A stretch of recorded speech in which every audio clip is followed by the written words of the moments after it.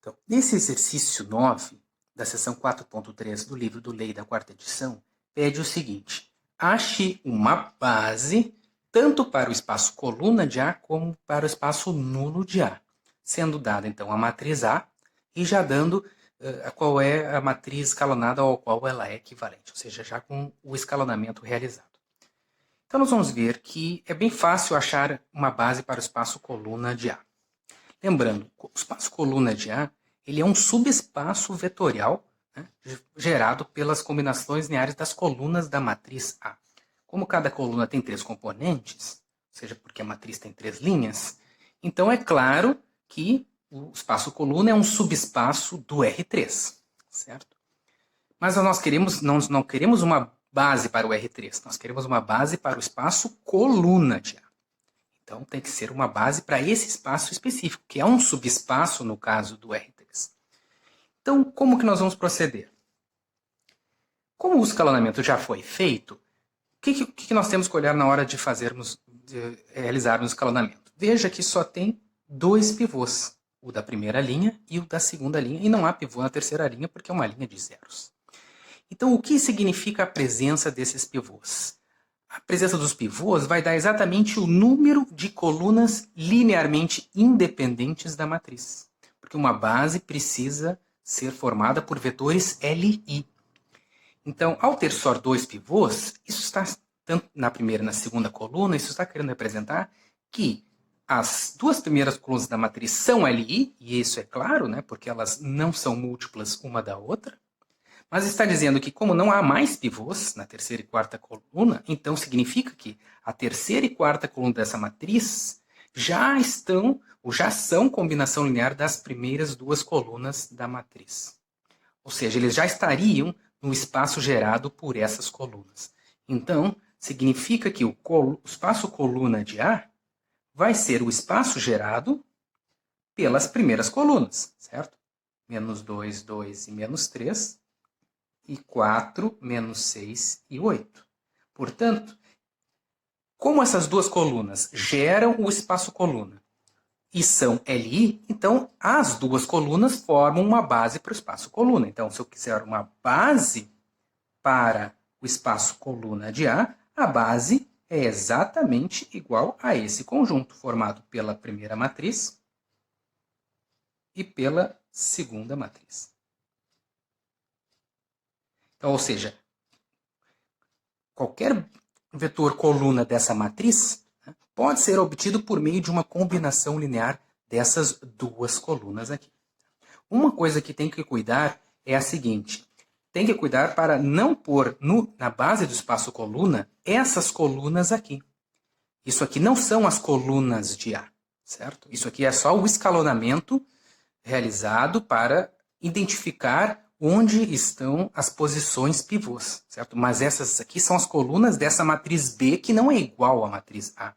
O espaço gerado pelas colunas de A são as combinações lineares de suas colunas, ou seja, seria esse plano gerado por essas 2 colunas. O plano gerado por essas 2 colunas é um outro plano diferente desse. Então, cuidado.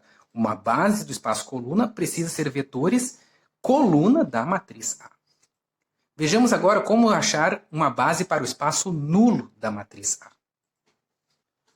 Bom, lembramos que o exercício também pergunta para encontrar uma base para o espaço nulo da matriz A. Nesse caso, essa matriz aqui, certo?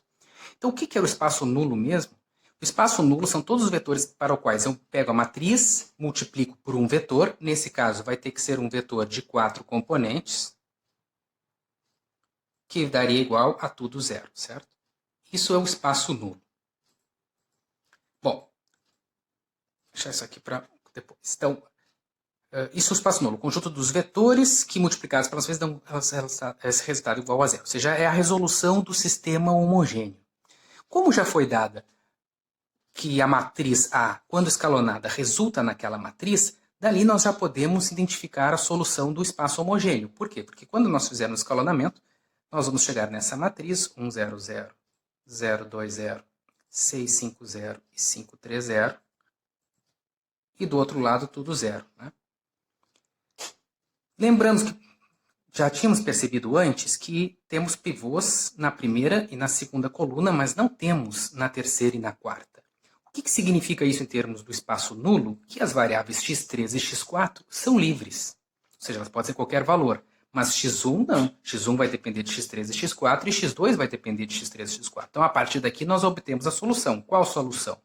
Que x1 mais 6x3 mais 5x4 tem que ser igual a zero. Então, daqui sai que x1 vai ter que ser igual a menos 6x3 menos 5x4.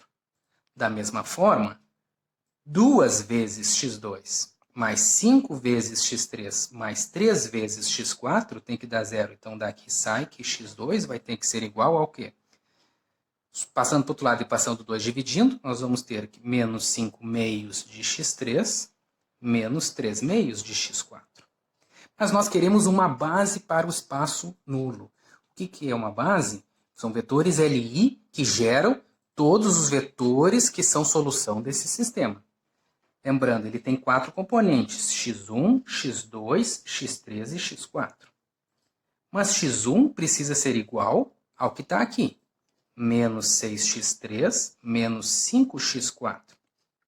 x2 tem que ser menos 5 meios de x3 menos 3 meios de x4.